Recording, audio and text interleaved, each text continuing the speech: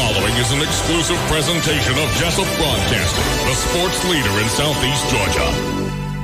World famous. The world famous Butch and Bob Show. And good morning. You're listening to the Big Dog, WIFO FM in Jesup, 105.5 on your FM dial. Big Dog Country Radio. Butch Hubbard here with you, along Bob Morgan. It is a Wednesday morning, the 29th day of January. It is now time for the world famous Butch and Bob Show, brought to you by Nips Car Wash, located on Highway 301 South in Jesup, just past McDonald's on the left-hand side, and by Murphy Builder Supply, located on Northeast Broad Street in downtown Jesup. And good morning, Bob. Good morning. All right. Well, it's Wednesday, so what does that mean, Bob? It's Wednesdays with Werkheiser. Mr. Bill Werkheiser, State Representative, on the phone with us. Bill, how you doing today? Doing good. Appreciate you calling in. Again, the budget's a big story. I asked State Senator Blake Tiller yesterday when he thinks the budget will be passed. He says there's no timetable, that it's going to take a while. No, and I tell you, it's going to be about. So today will be the third day that I will have a 4-hour appropriations meeting just on public safety areas. So I'm out of breath from walking.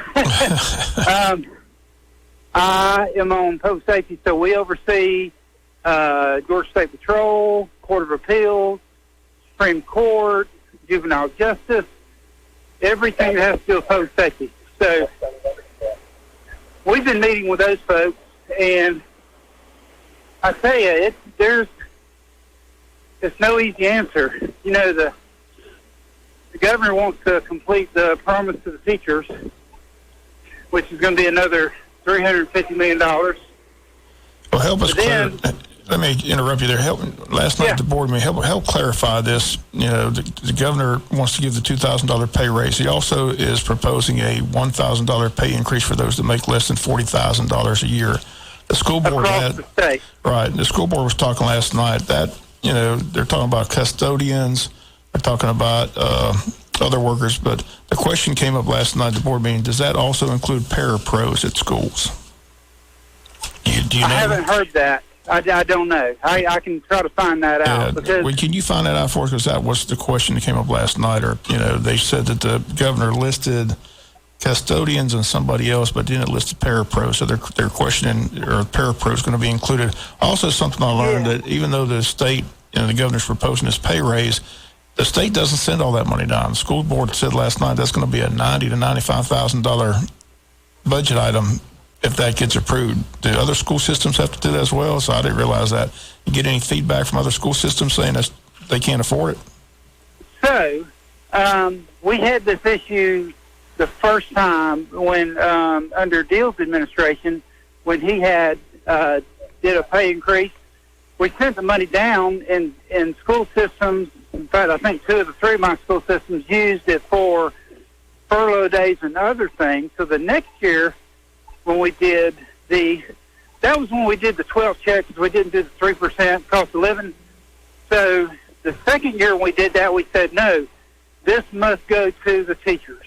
So then, speaking about what you're asking, so then we said, well, that and also includes all certified workers. And so that broadened it. So now, when you say everyone making under $1,000, so just in public safety, we've been seeing those numbers in every single agency. So I don't know. That would be, I'll have to ask somebody in education about that. It's under $40,000. As people under $40,000, he wants to give a $1,000 pay raise. Is the way I understood it. But like I said, as you mentioned, they mentioned. But I don't know who that includes. Right. So that's what level. If you can find that out for us next Wednesday, we'll talk to you, because that needs to be clarified here. Because the school board was unsure as well. I said they hear all this from the state, and they wanted to make sure parapros were included, but they didn't hear the parapro word used by the governor. They heard custodians, they heard other employees, but the parapros were apparently left out. So if we can clarify that, we'd like to find that out for our listening audience. Well, and that's what I was getting to. You know, don't even know if all that's going to happen, because then you're weighing that against we've got DFAC's caseworkers making $36,000. We need more, and they're talking about cutting 127 of those positions. So it's a lot of tough decisions. Yeah, it's going to be interesting because, like I mentioned, unlike our federal counterpart, we just don't say, well, doesn't matter if it fits in the budget, just add it anyway. Right. Well, like I said, it's going to be an interesting discussion up there in Atlanta because, like I said, he's proposing all these pay increases, but yet he wants all these cuts. So I ask again, where are the cuts coming from? You know, in his speech, he says that they're just not filling a lot of positions and things like that. But you know, you're up there, you have a bird's eye view of the budget. So how do you see all this working out? Man, I wish we could say it was just moving money from unfilled positions, and a lot of it is that. But when you cut $80 million from the community service, which does, some of the areas like Pineland Behavioral Health and development disabilities, they're already stretched to the wire. And so, they're already operating on very slim budgets. So how do you weigh that against teacher pay? And, it's like I said, it's a zero-sum game. So, yeah, it's going to be stressful. Maybe we'll have a little bit more clearer picture. So it's a long process. So what happens, just to give you real quick, so the governor sends us a 600-page budget, line by line. Then it comes to the House. We divide up in our subgroups. And like I said, I've been doing that for 4 hours every day. Then we'll present ours to the overall appropriations. So that's the House's stamp. So you've had the governor, now the House, then you send it over to the Senate. They'll put their stamp. They've got their priorities as well, which may be very different than the other two bodies. Then it comes back to the House for approval. They always agree to disagree. Then it goes into conference committee, and that's usually around, there's usually only 7 or 8 days left in session by the time all that happens. If you're just joining us, Bill Werkheiser from Atlanta, state representative with us here Wednesdays with Werkheiser.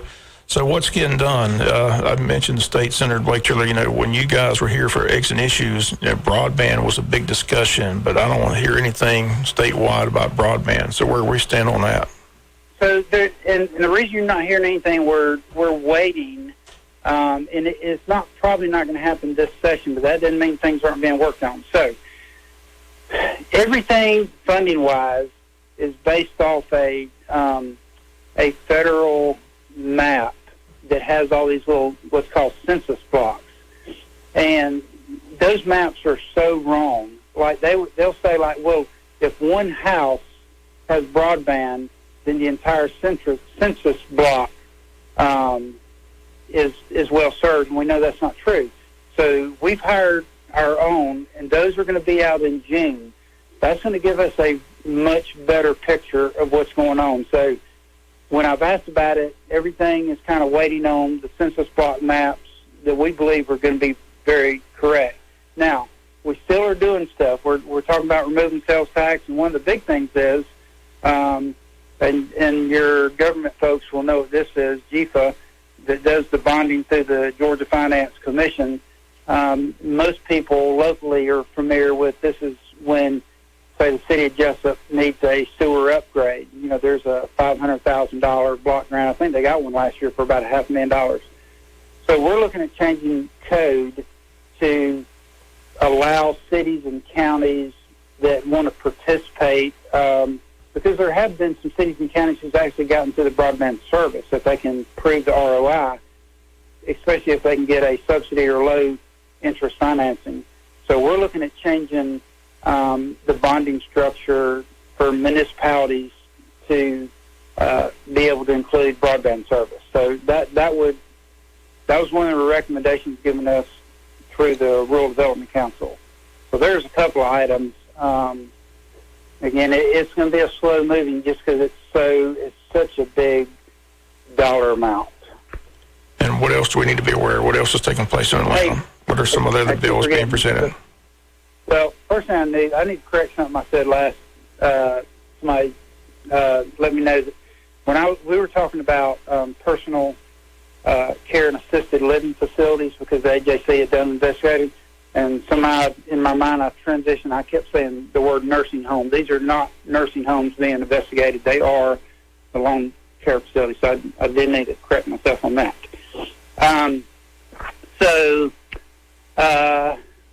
Big news, which was the secret's already out of the bag. That he made it official this morning. Doug Collins is running for Senate.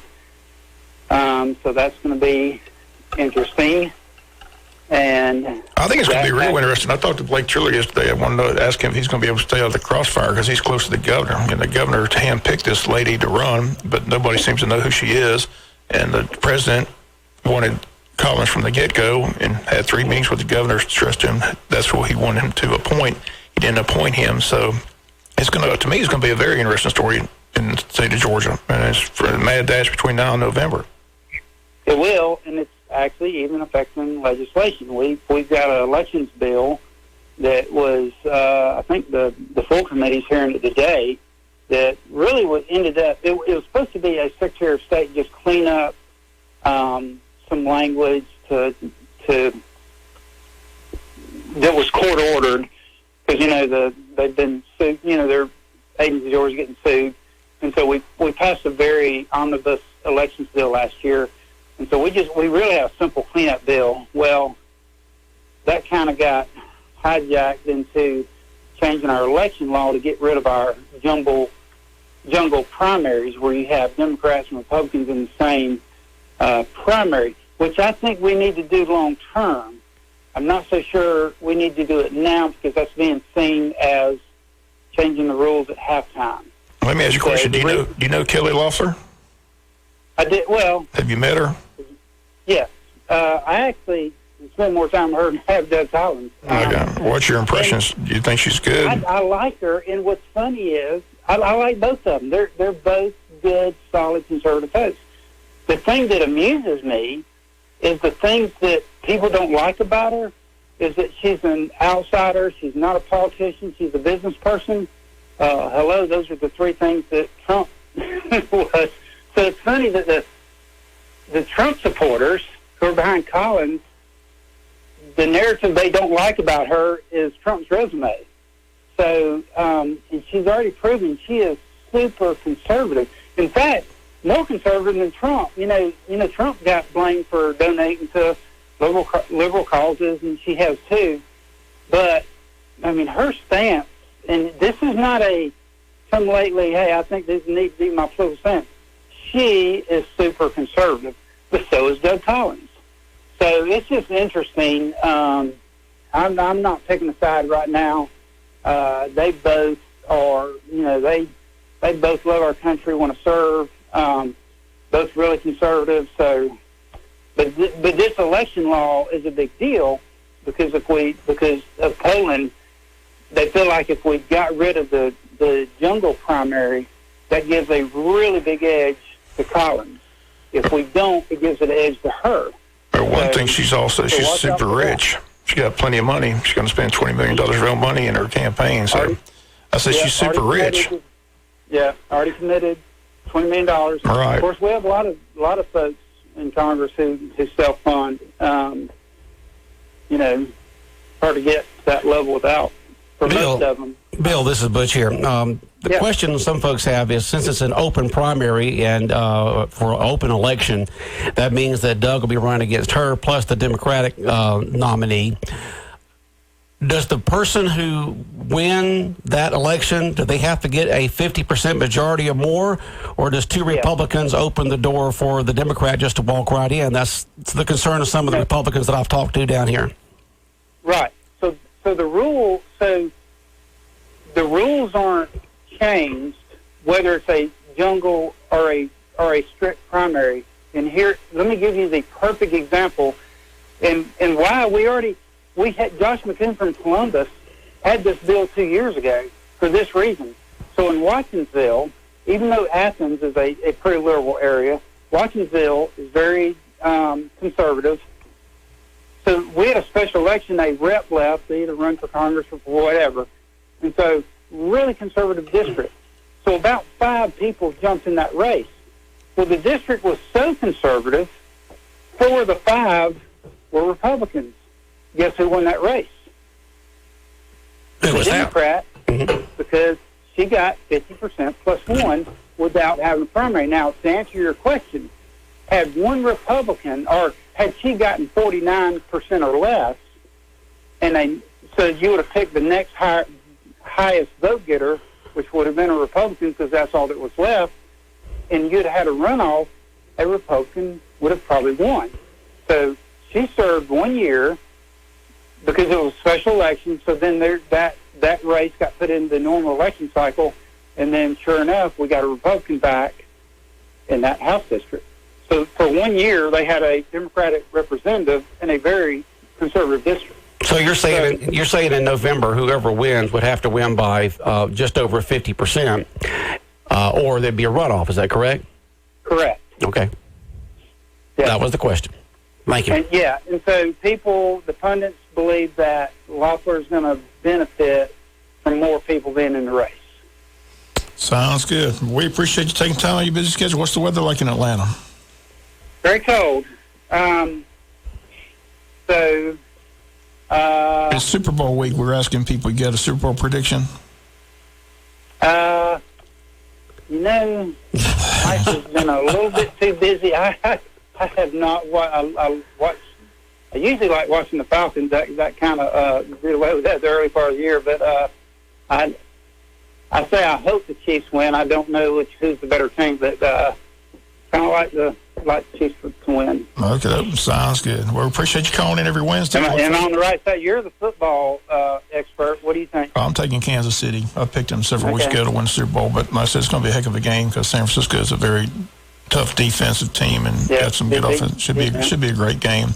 But again, if you can find out if the governor's proposal includes parapros. That was the big question last night at the board meeting. People want to know. Like I said, they mentioned custodians, they mentioned other workers, but parapros was left out of the equation, and they're trying to see if those people will be included in that pay raise. So I appreciate you can get that information to us. I can certainly figure that out. Hey, back to football. You know what's funny is I did recognize this in one weekend. Probably had the 2 greatest quarterbacks of the century, Drew Brees and Tom Brady, get beat the same weekend by young guys who can run. Yeah, new generation. I think we're entering a new era. Yeah, it's definitely a dual threat quarterback era. That's for sure. You got to be able to get out of the pocket and run. Yeah. So, Bill, always good talking to you. Appreciate it. Like I said, what, are you going to be getting home to the district anytime, or are you staying in Atlanta? I am. So I stay up. So I'm the handyman of the family with my 4 kids. So I've been traveling doing household projects. But and we're working Monday through Friday this week. So I'll stay up here, but then be in the district next week. Always want to encourage folks to call. Case in point, had an issue revolving industry there in Jesup. Heard from the guy. I got very educated because, a lot of times we hear one side, especially if somebody's pushing legislation. So I was able to call our guy in Jesup and say, hey, this is what I'm hearing. Tell me. And it was a very different story. And so we really need to hear from folks. Sounds great. Look forward to talking to you next Wednesday. Thank you. Okay. Take care, Bill. Bye-bye. WIFO 105.5 FM in Jesup, Big Dog Country Radio. And, of course, that was Wednesdays of Werkheiser, State Representative Bill Werkheiser, live from Atlanta, Georgia.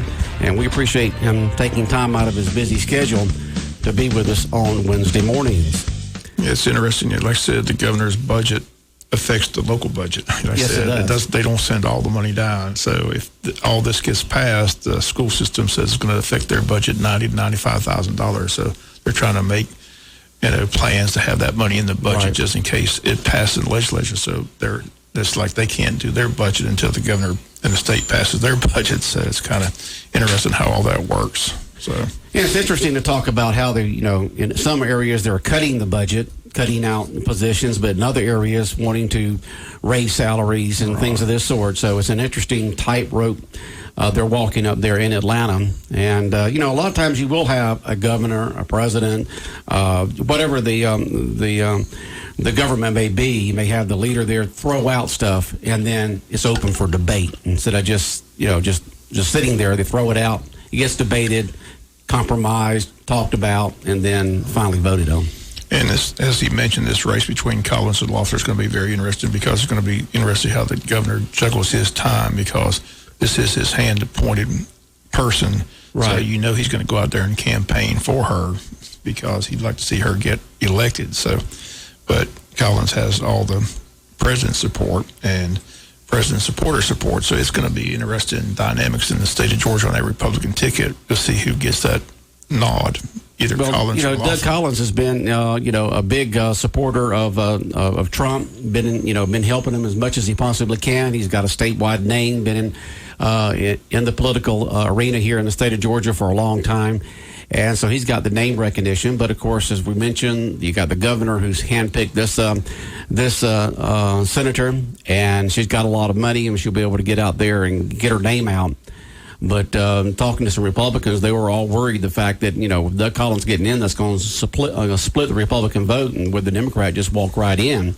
And it was interesting to hear Bill say that a person will have to have at least 50.01% to be able to win. It was just funny. There was that big debate whether Collins was going to get in. I heard from a lot of people saying he wasn't going to get in, so I got a few steak dinners come my way because I said he was getting in. So I'm looking forward to cashing in my steak dinners. We got a text here that says teachers are the only state workers that haven't had a raise. Well, they did have a raise last year, $3,000, right? $3,000. Teachers had a raise last year with $3,000, and then looking at getting that other $2,000 this year. So all teachers in the state of Georgia had a $3,000 raise last year from the state to the local board. Then it was up to the local board to determine whether they wanted to pass that on. And here in Wayne County, the local board did pass their $3,000 a year raise on. Somebody wants to know, what about the other workers? They're cutting budgets. Are they going to give teachers their raise? Well, yeah, they gave them the $3,000 last year, and the governor says he's going to give it to them the $2,000 this year. The proposal was to give the $2,000 this year. So it's all set there. He promised a $5,000 raise, so that's the plan. It's the plan. $3,000 has already been done for this past year. They've got $3,000 extra in their pocket, and the governor says that we're going to give you the extra $2,000 this year. Okay, what's Bob's take on the bus issue? Okay, we're talking about the bus issue. Lay the groundwork there, Bob. Well, like I said, tell folks what the bus issue is. The athletic department bought a chartered bus. A nice charter bus. I suppose they got a good deal. They bought it from a church, and they decorated it all up. It was unveiled at the Touchdown Club. It was the first time I saw it. Kids seemed to be excited. The program seemed to be excited. Something Ken Cribb wanted from day one. I think it'll be a good thing. A nice charter bus for these long trips. With the new region. But apparently, board members last night, they got blindsided. But as the superintendent mentioned, it's kind of like the sheriff. When he gets a budget, the county commissioners don't have a say on how he spends his budget. Once the budget's approved, then the person in charge of the budget spends it the way they see fit. So this is something Ken Cribb, this was a vision of his when he first got here. He wanted to have a charter bus for to have those long trips, be comfortable and not have to spend money. Every time the team made the playoffs, we're buying charter buses and spending money that way, so that money will be saved. So, my take is that the athletic director wanted a bus. He had the money in the athletic budget, bought the bus, and so he has the bus. I did ask that question, before they asked it tonight. The question is, who maintains the bus from this point forward? Because it's like your vehicle. Eventually, something's going to tear up. Something's always going to go wrong with it. Right. So the question, where's that? But I don't see a problem with it personally. Like I said, that's what the athletic director wants, and he thought that was needed. He had the budget to be able to do it. He took the money from the athletic budget, and I think he's been saving up the last couple of years to purchase the bus. Something like I said, he talked about that when he first arrived in Wayne County, that he thought it was something needed for the athletic department. So that's my take on it. The athletic department spent the money. The athletic director wanted to purchase, and it's just like Jay Brent said last night. When he has to buy shoulder pads and uniforms, things like that. Those purchases run into thousands of dollars either. So nobody has to run and get a board approval. That's the person in charge of your department. They spend the money as they see fit. So that's my take on it. I think it's going to be something that will be nice for those long trips to Warner Robins and Veterans High School. Those are 3-4 hour drive. So is it going to be used all year long? Is there going to be just? I think it's going to be used all year long. For different things? That's what Joe McPippin said. If the athletic department spent the money, hopefully other sports, how things are at Wayne Case. The headache is spring sports. You got all these spring sports. Who gets to use the bus? Well, it sounds, is it? It's according to how many people are on there, whether, how long the trip is. Like Joe McPippin said, you're not going to put 8 guys on a golf team on a charter bus. No. So, you're not. Common sense prevail. Sometimes common sense gets thrown out the door when people get their dander up. Right. But I didn't realize, apparently, that the local bus maintenance shop can't do the work on the bus. That's something new. That's why it's in Atlanta. Being done. So some of the things there. Now, what about just regular maintenance? They probably could do regular maintenance, but not these specialty things that are getting it prepared. So I think the best thing to do is get athlete there, Ken Cribb in here. He knows more about the bus than I do. So let him come in one day on the Butch and Bob Show to describe it. But I know everybody was excited at the banquet. I mean, it was the talk of the town. I know a lot of other schools are up, they're like jealous. Mm-hmm. People in Waycross saying, "How do we get a bus?" They're like, "How do we get one of those?" I think it's a nice thing to have. Like I say, I mean, how many years, you just think baseball teams, football teams, basketball teams, every time you get in state playoffs, they're going to the Boosters Club trying to raise money for a charter bus because they don't want kids to be on a cheese wagon when they're playing in state competition. So now they got a charter bus.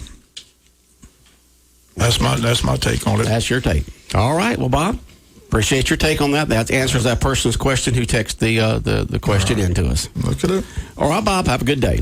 All right, the world-famous Butch and Bob Show brought to you by Murphy Builder Supply, located on Northeast Broad Street in downtown Jesup, right down from the Big Red Caboose where the builders buy, Murphy Builder Supply, and by Nips Car Wash. Nips Car Wash, located on Highway 301 South, just past McDonald's there on the left-hand side. The world famous Butch and Bob Show.